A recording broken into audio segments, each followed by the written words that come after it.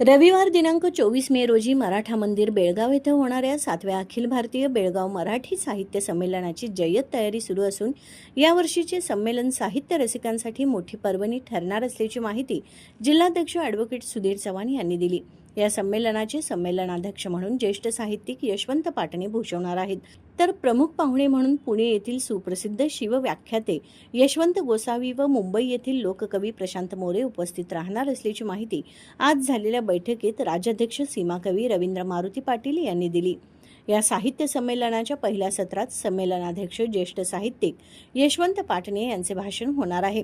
दुसऱ्या सत्रात पुण्याचे सुप्रसिद्ध शिवव्याख्याते यशवंत गोसावी यांचे शिवचरित्रावर ओजस्वी व्याख्यान होणार आहे, तर तिसऱ्या सत्रात मुंबईचे लोकप्रिय लोककवी प्रशांत मोरे यांच्या सुरेल आवाजात काळजातल्या कविता आई आणि बाप या विषयावरील हृदयस्पर्शी गेयता काव्य मैफल रंगणार आहे।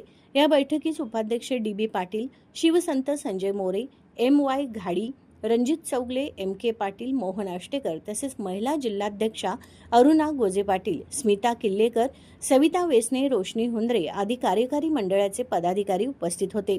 सीमा भागातील मराठी साहित्यप्रेमींनी मोठ्या संख्येने उपस्थित राहून या साहित्य सोहळ्याचा लाभ घ्यावा असे आवाहन आयोजकांनी केले आहे।